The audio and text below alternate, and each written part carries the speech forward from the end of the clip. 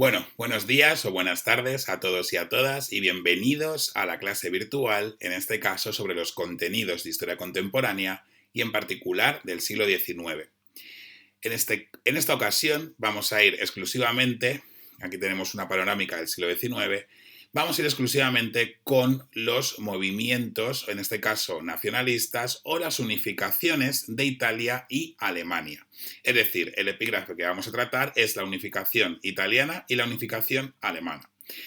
Bien, pues, ¿qué narices es eso de la unificación italiana y alemana? Pues muy sencillo. Y es que en el siglo XIX van a surgir los dos grandes países que conocemos actualmente como Italia y Alemania. No es que surjan así como así, es que surgen porque se van a unificar el territorio, es decir, la península itálica va a determinar que toda esa península es Italia, ya no son diferentes estados, y Alemania lo mismo sucederá con ellos, ¿no? Y esta situación va a responder a una serie de causas, ¿no? La primera, principalmente, es, bueno, pues la llegada de Napoleón, ¿no? En este caso, Napoleón va a fragmentar y va, sobre todo, a cambiar el mapa europeo, ¿no? Con sus conquistas creará diferentes estados, como por ejemplo la Confederación del Rin, en el medio de Alemania, ¿no? En este caso de Europa, ¿no? En Centro Europa, y también va a desbarajustar, por así decirlo, el mapa europeo. Pero también el Congreso de Viena, cuando acaba, en este caso, cuando cae Napoleón, va a modificar ese mapa y va, por ejemplo, a unir diversos territorios, como por ejemplo son Bélgica y Países Bajos, que a priori no van a tener mucha relación entre ambos, ¿no? Esto va a despertar, estos dos hechos, va a despertar estas modificaciones de mapa, la necesidad de culturas similares que se empiezan a unir en un mismo territorio, ¿no? Ese sentimiento, ¿no? Que es lo que llamábamos en clase como nacionalismo. El nacionalismo lo que busca es que la nación, que es, recuerdo, el conjunto intangible, ¿no? El conjunto ese de creencias, de lenguas, el conjunto bueno, es el conjunto de un grupo de población que comparten lengua, comparte cultura, comparten historia y comparte unos rasgos. El nacionalismo lo que busca es que esa cultura o ese grupo de personas que comparten rasgos tengan un territorio determinado y se le ponga un nombre a ese territorio acorde con esos rasgos, ¿no? Eso es un poco lo que es el nacionalismo en realidad, ¿no? Es decir, que todo el mundo que se considere italiano se unifique bajo el mismo territorio. Bien, y el ejemplo, y en este caso los ejemplos principales van a ser Italia y Alemania, ¿no? Un ejemplo principal que tenemos en Italia es, por ejemplo, el Imperio Romano, ¿no? Que se van a basar en el Imperio Romano bueno, como excusa para decir que ellos son un país propio, ¿no? Bien, pero además de estas causas de por qué aparecen nuevos estados y movimientos nacionalistas en Europa del siglo XIX, hay otra causa que son económicas, ¿no? En este caso, las unificaciones italianas alemanas y estos movimientos nacionalistas también surgirán porque aparecerán, por así decirlo, uniones. Se darán cuenta que si se unen varios territorios económicamente con ventajas fiscales, como por ejemplo no se cobran peajes ni aduanas entre la gente de la Unión, etcétera, esto va a traer una serie de ventajas, ¿no? Económicas para mucha gente. Y esto es un precedente para las futuras unificaciones. Un ejemplo es el Zollverein alemán, que bueno, pues mientras Alemania todavía no existía, sí que había una unión aduanera que se llamaba Zollverein entre los estados de ese lugar, ¿no? Por otro lado, también lo que es las ideológicas, ¿no? En este caso, las causas ideológicas vamos por el nacionalismo, ¿no? El buscar que un grupo con rasgos comunes tengan un territorio determinado. Aquí teníamos un debate en qué es la nación, ¿no? Exactamente, qué es el conjunto de rasgos, ¿no? Ese tipo de rasgos, sobre todo cómo se es de una nación. ¿Se elige o se es por nacimiento, ¿no? Sabíamos que en este caso el nacionalismo conservador nos dice que es por nacimiento y aquí tenemos a Alemania. Surge también en este momento el romanticismo en literatura y en las artes y en lo que es las mentalidades. Y ese romanticismo va a buscar los orígenes y la historia y van a surgir diferentes estudios, como por ejemplo los estudios de Ranke, en este caso en geografía, que van a buscar en este caso las raíces para determinar que Alemania era un país en ese momento, vamos, que es un país legítimo y que se tiene que realizar, ¿no? Y por otro lado también tenemos el papel, lo que es una causa exterior, como es en este caso el papel de Napoleón III. Napoleón III, ya lo conocemos porque aparece en 1848, y va a ser uno de los principales agentes que van a ayudar a estas unificaciones, o que intervendrá en estas unificaciones, y ahora lo veremos, ¿no? Bien, la expresión principal de estos movimientos nacionalistas van a ser dos ejemplos muy fuertes, como son las unificaciones de Italia y la unificación alemana, ¿no? Es decir, la creación de Italia y Alemania. Pues vamos a ir con estas creaciones. Comenzando, con ambas creaciones vamos a ver siempre los mismos puntos. Empezaremos por el antecedente, el cómo estaba antes, el método ACDC, ya sabéis, la causa, el desarrollo y la consecuencia. Comenzando en este caso con Italia, el antecedente, el territorio está dividido en 7 estados. Bueno, o estaban unos cuantos estados realmente, ¿vale? Porque, si el número de 7... por un lado estaba el reino Piamonte y Cerdeña. Este reino eran estos territorios de aquí que dependía de una casa nobiliaria, una casa de familia real que se llamaba la Casa Saboya. Por otro lado tenemos el Lombardía y el Véneto. Este territorio que es Lombardía y el Véneto que estoy señalando pertenecía en este caso al Imperio Austríaco. Este territorio se había determinado por el Congreso de Viena para mantener el equilibrio europeo, como decíamos, ¿no? Bien, por otro lado también teníamos el Ducado de Parma y Módena, vamos en este caso del norte al sur, ¿vale? Que es más fácil. Parma y Módena y Toscana, estos territorios no pertenecían al Imperio Austriaco, pero estaban bajo su influencia porque Austria había puesto a 3 reyes de su casa real, de los Habsburgo, en este territorio. Y luego teníamos por otro lado los estados pontificios. Aquí estaba en este caso por control del Papa, que está en morado, y estos estados pontificios los controlaba en este caso la casa de los Borbones de Francia. Y por último tenemos el reino de las dos Sicilias, que también en este caso es controlada por los Borbones y se une y se crea también el Congreso de Viena. Bien, teniendo en cuenta que tenemos un montonazo de reyes aquí y la mayoría son absolutistas, ahora nos vamos directamente con lo que es el desarrollo del conflicto. Bien, ¿cuáles son las causas en este caso de que Italia se independice? ¿De dónde viene esta idea? Primeramente, en el Congreso de Viena aparece la idea en el territorio, en la península, en esta parte de aquí, ¿vale?, de independizarse del Imperio Austríaco. Bien, y también van a utilizar lo que es la conciencia nacional, es decir, van a determinar que ellos tienen una historia común como es la historia de la antigua Roma, entonces tienen que independizar por esa razón. Bien, entonces, el objetivo de Italia va a ser esos territorios que están divididos entre muchísima gente, unificarlos todos juntos bajo un mismo reino, que sería el Reino de Italia.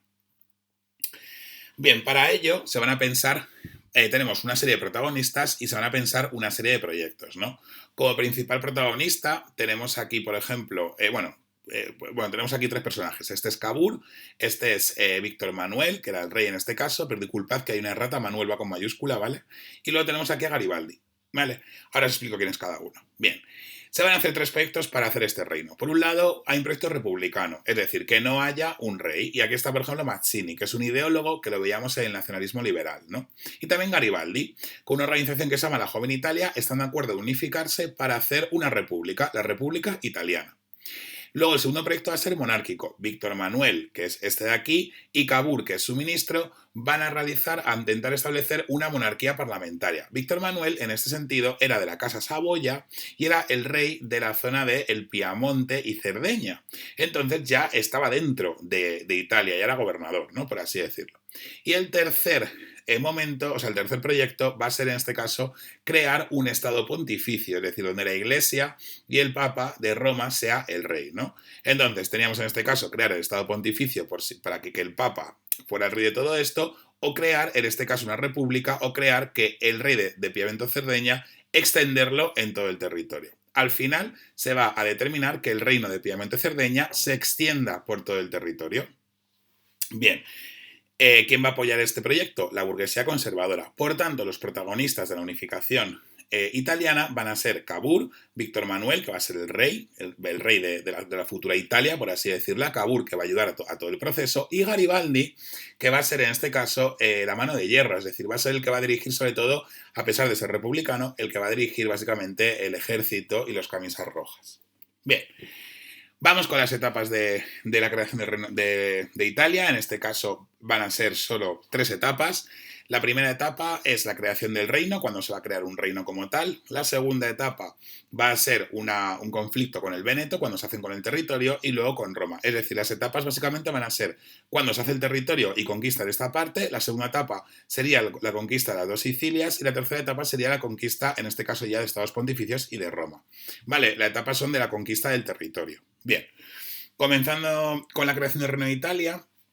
Básicamente, Cavour va a promocionar una cosa que se va a llamar la Sociedad Nacional, que va a ser un conjunto de gente que quería que Italia se unificara. Y por tanto, bajo una monarquía parlamentaria, ¿no? Y por tanto va a conseguir que muchos de estos personajes, ¿no? De Mazzini, de Garibaldi, pues estén más o menos de acuerdo. Aunque sea monarquía parlamentaria, pero al menos quieren que Italia se una. Y prepara un ejército. Y, por un lado, va a firmar un acuerdo, el acuerdo de Plombiers, que es muy importante, con Napoleón III. ¿Por qué? Porque realmente si Italia se quiere independizar y quiere unificarse, va a tener que luchar con Austria, contra Austria. Entonces necesita alguien fuertecito. Y en este caso sería Napoleón III, que es en este caso el emperador de Francia. Bien. En esta etapa suceden como 3 conquistas, como es la conquista de Lombardía, con la batalla de Magenta y Solferino, que Napoleón III gana esas batallas y por tanto se le va a dar, así como gratitud, las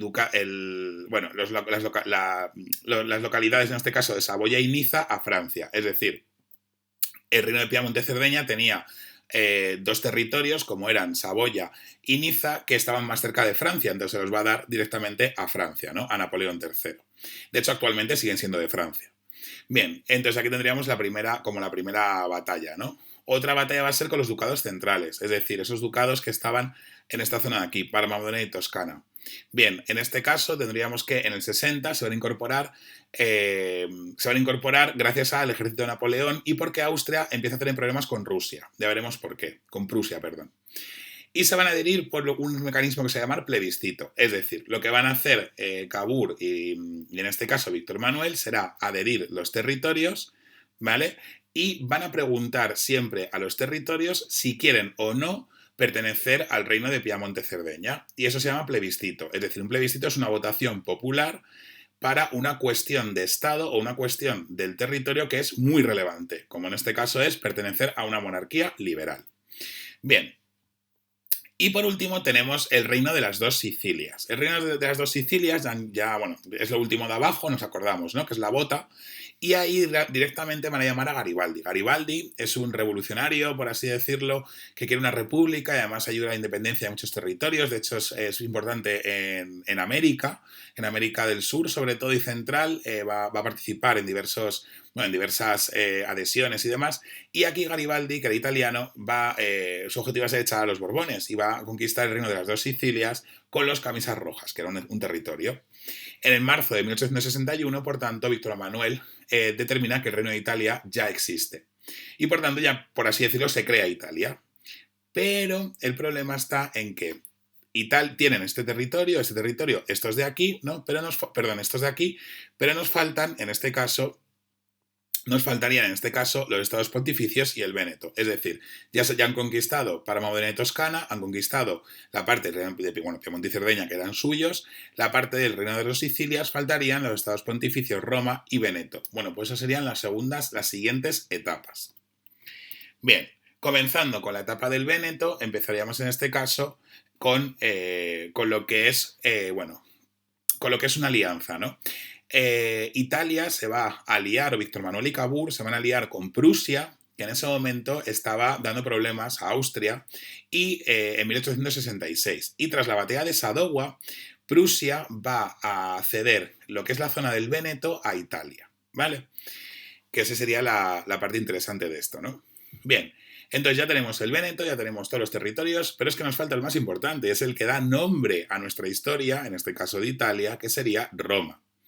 Bueno, pues en Roma, que estaba custodiada por los Borbones, eran estados pontificios, es la parte de aquí morada, nos acordamos, ¿no? Bueno, pues en Roma básicamente ya hubo 2 intentos. Cuando Garibaldi va hacia las dos Sicilias, lo intenta conquistar y no puede. Cuando va al Véneto, también lo intenta conquistar y no puede. Y de hecho organiza lo que se va a llamar la marcha sobre Roma, que es que van todos los camisas rojas hacia Roma y demás, pero no lo conquista. Y a la tercera va la vencida, es decir, en 1870 lo prueban por tercera vez. ¿En qué momento? Cuando Prusia y Francia están luchando. Esto lo veremos en el siguiente epígrafe. Prusia y Francia van a luchar, pues se van a pelear por una serie de razones y Napoleón III va a necesitar tropas para esa pelea con Prusia y por tanto va a quitar tropas de Roma.